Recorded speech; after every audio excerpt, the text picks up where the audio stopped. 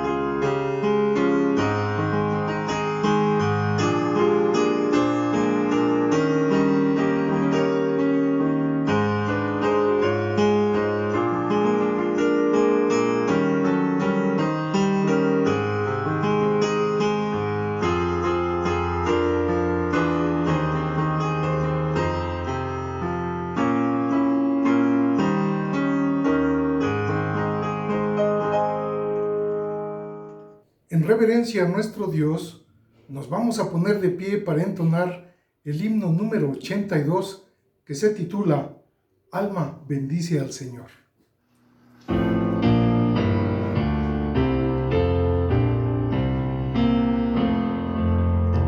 Alma bendice al Señor, Rey potente de gloria, de sus mercedes viva en ti la memoria. Oh, despertad, arpa y salterio entonad, himnos de honor y victoria. Alma bendice al Señor, que los orbes gobierna y te conduce paciente con mano paterna. Te perdonó, de todo mal te libró, porque su gracia es eterna. Alma bendice al Señor, de tu vida la fuente, que te creó y en salud te sostiene clemente. Tu defensor en todo trance y dolor, su diestra es omnipotente. Alma bendice al Señor por su amor infinito. Con todo el pueblo de Dios su alabanza repito. Dios y salud, de todo bien plenitud, seas por siempre bendito.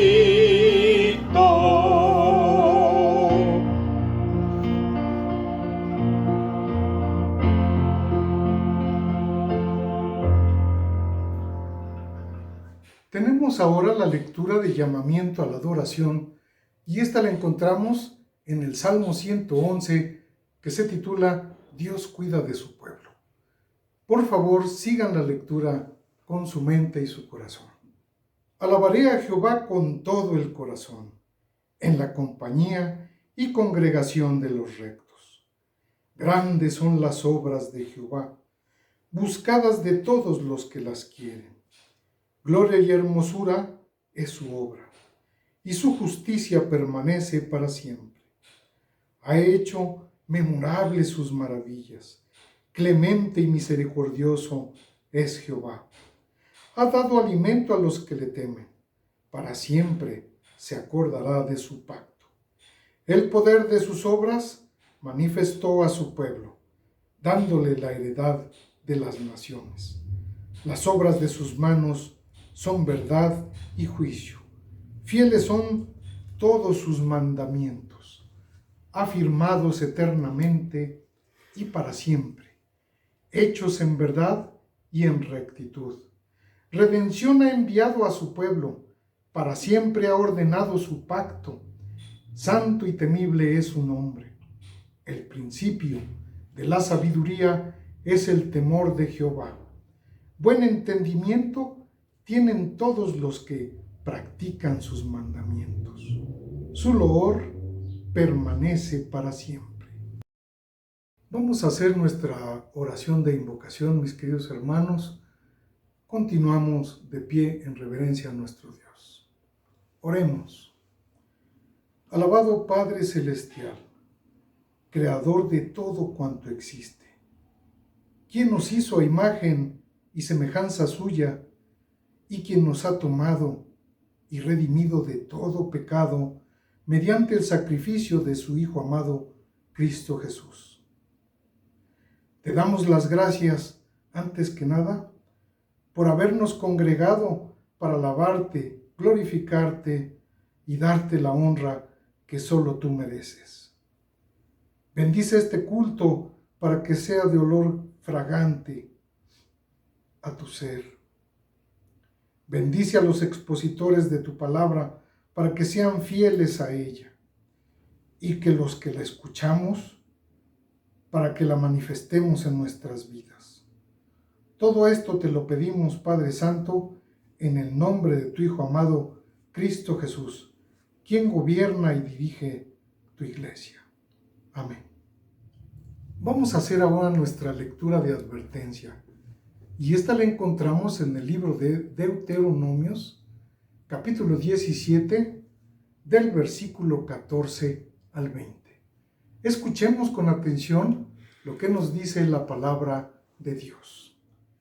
Cuando hayas entrado en la tierra que Jehová tu Dios te da, y tomes posesión de ella, y la habites, y digas: pondré un rey sobre mí, como todas las naciones que están en mis alrededores. Ciertamente pondrás por rey sobre ti al que Jehová tu Dios escogiere. De entre tus hermanos pondrás rey sobre ti. No podrás poner sobre ti a hombre extranjero que no sea tu hermano.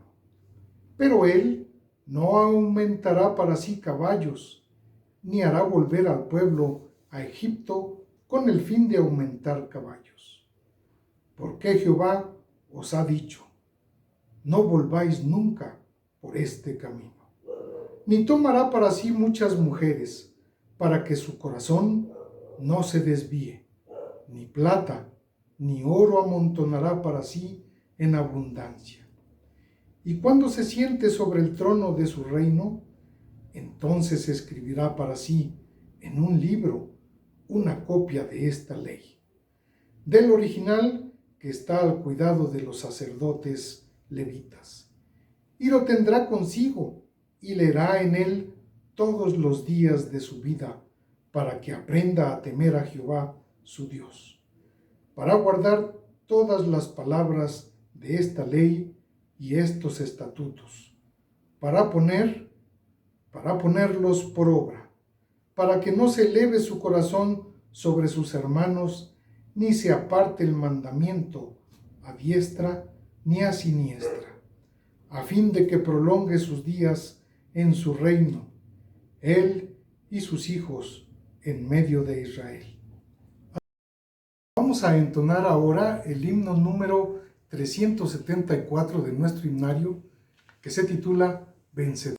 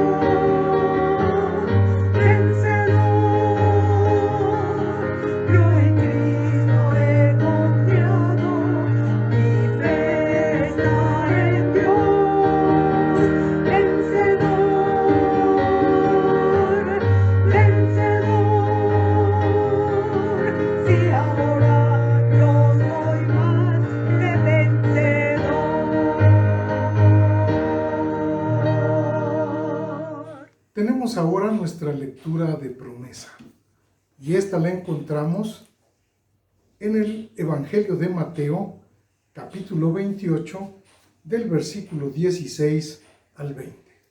Escuchemos con atención qué nos dice la palabra de Dios.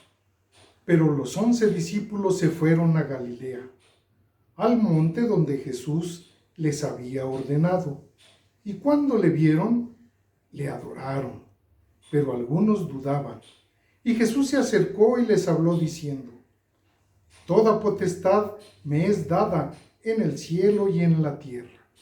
Por tanto, id y haced discípulos a todas las naciones, bautizándolos en el nombre del Padre y del Hijo y del Espíritu Santo, enseñándoles que guarden todas las cosas que os he mandado.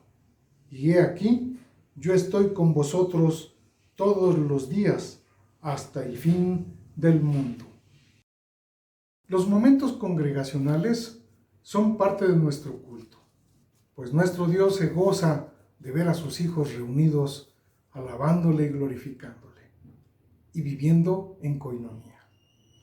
Por las circunstancias, pues les mando un caluroso saludo y bendiciones a todos mis hermanos, donde quiera que se encuentren.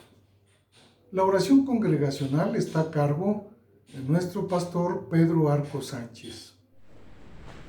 Vamos a tener nuestra oración congregacional. Estamos muy agradecidos con el Señor porque podemos ver un día más y de contemplar tu grandeza. Vamos a orar, mis queridos hermanos. Bendito Padre Celestial, te damos muchas gracias en esta hermosa mañana.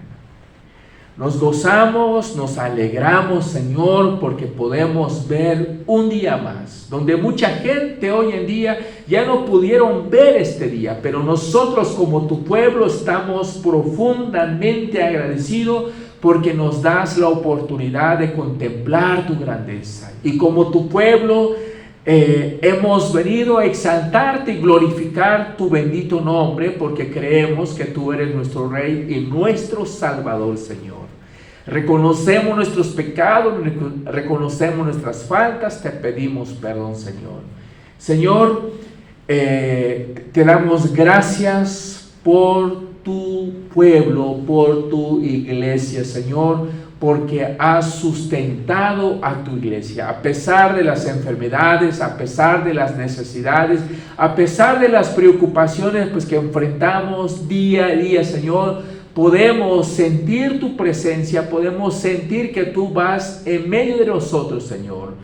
Señor, te alabamos y glorificamos tu nombre. Y te rogamos que tú sigas bendiciendo pues a tu iglesia Berit, que tú sigas sustentando pues a tu iglesia a través de tu palabra, pues tu Espíritu Santo, Señor. Oramos, Señor, que tú hagas a un lado el mal y que tú lo alejas de este lugar y que tu presencia siempre esté en nuestras vidas. Te alabamos y glorificamos tu nombre, Señor. En Cristo Jesús oramos. Amén. El Señor nos da la oportunidad de ofrendar y diezmar. Y la palabra de Dios nos dice lo siguiente: y ninguno se presentará delante de Jehová con las manos vacías, cada uno con la ofrenda de su mano, conforme a la bendición que Jehová tu Dios te hubiere dado. Deuteronomios 16, versículos 16 y 17. En la parte superior de nuestra pantalla aparece el número de cuenta bancaria donde pueden depositar sus diezmos y ofrendas. Vamos a orar por las ofrendas. Amado Padre Celestial, te pedimos que bendigas estos diezmos y ofrendas que hemos recibido en tu nombre y que nos dé sabiduría para destinarlas al extendimiento de la obra de tu Hijo amado Cristo Jesús, en quien oramos y te damos gracias. Amén. Tenemos ahora una participación especial por parte de miembros de la Iglesia.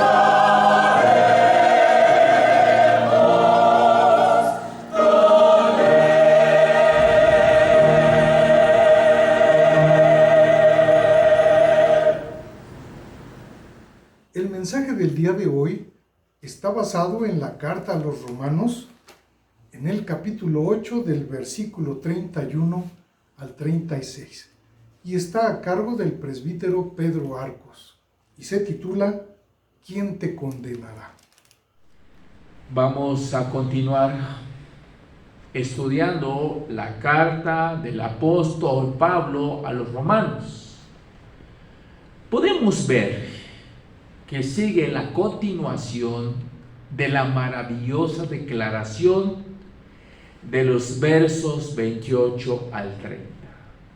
Hace 15 días estudiamos los versículos 28 al 30.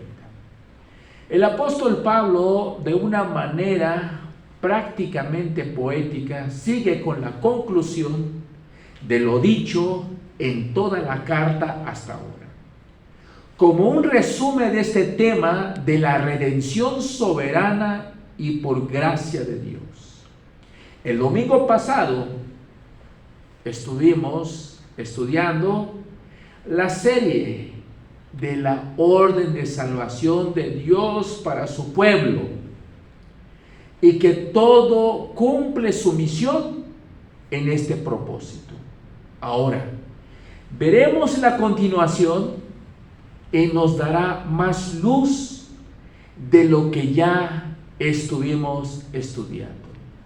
John MacArthur, en su comentario de Romanos, el libro de Romanos capítulo 8, los versículos 28 hasta el 39, lo divide en tres partes. La primera parte, lo que estudiamos, 28 al 30, y la segunda parte, los versículos 31 al 34, y la tercera parte lo divide en 35 al 39. Quiere decir que lo divide en tres partes, los versículos 28 hasta el 39. Ahora vamos a estudiar la segunda parte, que es los versículos 31 al 34. Y dice la Escritura, el versículo 31 y 32. ¿Qué pues diremos a esto? Si Dios es por nosotros, ¿quién contra nosotros? El que no escatimó a su propio Hijo, sino que lo entregó por todos nosotros. ¿Cómo no nos dará también con él todas las cosas? ¿Quién acusará a los escogidos de Dios? Dios es el que justifica. ¿Quién es el que condenará? Cristo es el que murió, más aún el que también resucitó, el que además está a la diestra de Dios, el que también intercede por nosotros. La primera pregunta que hace el apóstol Pablo se encuentra en el verso 31. ¿Qué pues diremos a esto? Marca la importancia de lo que sigue. La segunda, si Dios es por nosotros, ¿quién contra nosotros? Es la manera en que Pablo anuncia que si Dios está por nosotros, verdaderamente no importa quién esté contra nosotros. La versión Reina Valera dice, si Dios es por nosotros, dice. Dice el texto, la Nueva Versión Internacional, Dios está de nuestra parte. La versión Dios habla hoy, que si Dios está a nuestro favor. El apóstol Pablo está afirmando esto, es porque Dios está con nosotros. Nosotros pertenecemos a Dios. Es como dice el Salmo 100, el verso 3 dice, reconoced que Jehová es Dios, Él nos hizo y no a nosotros mismos, pueblo suyo somos y ovejas de su prado. Pueblo suyo somos. Quiere decir que somos su pueblo, que ya no nos pertenecemos a nosotros mismos, sino que le pertenecemos a Dios. Pero también nos viene a nuestra mente el texto de Isaías 7:14. Dice, por tanto, el Señor mismo os dará señal. He aquí que la Virgen concebirá y dará a luz un hijo y llamará su nombre Emmanuel. encontramos la palabra Emmanuel. Emmanuel, que significa Dios con nosotros. Si Dios es con nosotros, ¿quién contra nosotros? En el versículo 28 al 30 vimos cómo Dios opera en nuestra vida, cómo Dios hace todo con un propósito para su gloria, y en su gloria nos lleva a la glorificación. Entonces, si Dios está a favor nuestra, aunque pasemos por esas corrientes de adversidades, de lucha y de prueba, nada podrá dañar el propósito ni la voluntad de Dios. Aunque tengamos al mundo en contra, aunque tengamos al diablo y sus huestes espirituales de maldad, aunque tengamos enfrente poderes malignos, nadie podrá arrebatarnos lo que ya Dios nos ha dado por medio de su Hijo Jesucristo. Podemos decir como el salmista, el Salmo 27. El Salmo 27 dice: Jehová es mi luz y mi salvación. ¿De quién temeré? Jehová es la fortaleza en mi vida. ¿De quién he de atemorizarme? Cuando se juntaron contra mí los malignos para devorar mis carnes, mis adversarios, mis enemigos tropezaron y cayeron. Aunque un ejército acampe contra mí, no temerá mi corazón. Aunque contra mí se levante guerra, yo estaré confiado. Esas palabras nos deben de llenarnos de gozo y de alegría y de confianza en el Señor, porque por más dura que sea la oposición, los problemas, las dificultades, el Señor Jesús nos dará la victoria y nos conducirá en su propósito del llamamiento santo a la meta para su gloria. Lo que tenemos que hacer, mis queridos hermanos y amigos, es confiar en el Señor, poner toda nuestra confianza en el Señor, tal como lo ha dicho en su palabra, porque el Señor, Él cumple con su palabra, Él hará con nosotros. Si Dios está con nosotros, ¿quién contra nosotros? Dios está con nosotros, en nosotros y por nosotros, el mismo que Dios, quien entregó a su Hijo, Dios, que no exaltó a su propio Hijo, sino que lo entregó para que nosotros, que éramos enemigos de Dios, fuésemos hijos por su Hijo. San Juan 3:16 dice: porque de tal manera amó Dios al mundo, que ha dado a su Hijo unigénito, para que todo aquel que en él cree no se pierda, mas tenga vida eterna. Tenemos que entender esto, que fue necesario para que obtuviéramos la justicia imputada y ser reconciliados con Dios, para que podamos tener comunión con Dios mediante Cristo y su justicia. Por eso el Señor se llama Emmanuel, porque fue la manifestación de Dios a los hombres. Y por este Cristo que se entregó por nosotros, pudiera estar Dios hoy con nosotros, en nosotros y por nosotros, para gloria de Dios. Y sabemos que fuera de Él no hay salvación. Por eso Dios entregó a su Hijo, como dice aquí en el versículo 32, el que no escatimó ni a su propio Hijo, sino que lo entregó por todos nosotros. Quiere decir que Dios entregó a su Hijo Jesucristo para que usted y yo tuviéramos la salvación a través de la muerte de Cristo. Porque si Cristo no muere en la cruz del Calvario, no tendremos la salvación. Porque fuera de Él no hay perdón, no hay salvación en Cristo Jesús, que nos concede en su Hijo todo. Por la justicia de Cristo nos concede el Padre todas las cosas. Pablo utiliza aquí algunas preguntas retóricas para hacernos reflexionar y para también impactar al pueblo, a su pueblo. Esta declaración tiene una doble implicación. Dios nos concederá gratuitamente, como dice aquí en el versículo 32, el que no escatimó ni a su propio Hijo, sino que lo entregó por todos nosotros.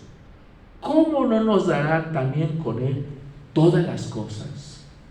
El cumplimiento de sus promesas, la redención, la salvación consumada, la glorificación consumada en el día postrero y la herencia de su promesa, la vida eterna, es ser imagen de Cristo. El perdón de nuestros pecados, es decir, los pecados pasados, presentes y futuros, porque en Cristo nos ha concedido ese perdón. La primera no puede entenderse sin la segunda, pues somos herederos de Dios, somos libres de la condenación y salvos por gracia, porque han sido perdonados nuestros pecados por medio de Cristo y su justicia. Por lo tanto, Dios con nosotros, en nosotros y por nosotros, sabiendo que Dios nos justifica. Entonces dice aquí en el versículo 33, ¿quién acusará a los escogidos de Dios? Dios es el que justifica. Podemos decir, nadie podrá acusarnos en el tribunal, en el día del juicio. Gracias a la obra de Cristo, nadie y nada podrá acusarnos para condenarnos. Ciertamente, infelizmente, pecamos hoy en día, cometemos grandes errores y pecado. Pero si nosotros tenemos el favor de Dios, lo que tenemos que hacer es levantarnos. El pecado ciertamente nos entristece, pero nuestra carne, ni diablo, podrá acusarnos, pues no es en base a nuestra justicia que hemos obtenido la salvación, sino hemos encontrado la salvación a través de la justicia de Cristo. Y como es en base al sacrificio perfecto de Cristo, Romanos 8:1 dice, ahora pues ninguna condenación hay para los que están en Cristo Jesús, los que no andan conforme a la carne, sino conforme al Espíritu. Por tanto, ¿quién te acusará? ¿O quién nos acusará? Pues Dios nos escogió para justificarnos. Vemos cómo Pablo usa explícitamente la palabra escogidos en este versículo. Recordemos que Pablo en esta carta está hablando a los cristianos de Roma. Viene a decirnos también, pues a nosotros, si Dios nos escogió y Cristo pagó todo el precio por nosotros, ¿quién nos acusará? Ningún mal prosperará contra nosotros más allá de esa vida. Como vimos, podemos tener aflicción y llanto en este mundo, pero Cristo ha vencido y nosotros obtenemos por gracia su justicia. Nadie nos puede acusarnos en el tribunal, pues Dios es el juez. Y si Dios está con nosotros, por nosotros y en nosotros, ¿quién nos acusará? Dios nos justifica por la obra de Cristo. Por eso dice aquí en el versículo 33, ¿quién acusará a los escogidos de Dios? Dios es el que te justifica. En el versículo 34 dice, ¿quién es el que te condenará? Cristo es el que murió, más aún el que también resucitó, el que además está a la diestra de Dios, el que también intercede por nosotros. ¿Quién te condenará? ¿Quién nos condena? Es importante entender algo. Nuestro problema de pecado, nuestra naturaleza pecaminosa y nuestro estado de depravación, el problema no es con diablo, pues éramos enemigos de Dios. Estábamos bajo la ira de Dios. Dios estaba airado contra el pecador. Este es nuestro problema. El problema que tiene hoy el incrédulo. Su problema es con Dios, pues está bajo la ira de Dios. Pero esta es la buena noticia, mis queridos hermanos y amigos. ¿Quién acusará a los escogidos? ¿Quién los condenará? Si Dios es con nosotros, nadie contra nosotros. No tenemos sentencia condenatoria, sino que Dios, por medio de Cristo, nos ha perdonado. Cristo ha satisfecho nuestra condena, haciéndonos receptor de la ira merecida por nosotros, que debía ir a nosotros, para recibir la gracia inmerecida y reconciliarnos con Dios. ¿Cuáles son las razones por las que ya no somos condenados? Porque Cristo murió por mí, porque Cristo resucitó por mí, y ya nadie me puede condenar. Mis queridos hermanos, esta es una esperanza para nosotros. Por eso dice aquí la Biblia, ¿quién es el que te condenará? Si nosotros hemos creído en Cristo, no hay quien nos condene, tal como dice Romanos 8:1, que dice, ahora pues ninguna condenación hay para los que están en Cristo Jesús. Si nosotros estamos en Cristo Jesús, no hay quien nos condene. El enemigo siempre nos va a acusar, pero si nosotros creemos en el Señor, estamos en el Señor, no hay quien nos condene, porque tenemos la salvación en Cristo Jesús. Dios les bendiga, mis queridos hermanos y amigos. La bendición apostólica está a cargo del presbítero Pedro Arcos. Posteriormente entonaremos la doxología número 430, que se titula A Dios el Padre Celestial, y daremos por terminado nuestro culto. Nos ponemos de pie, mis queridos hermanos, recibid la bendición. Y que la gracia de nuestro Señor Jesucristo, el amor de Dios el Padre y la comunión del Espíritu Santo sean con todos vosotros hoy y siempre. Amén.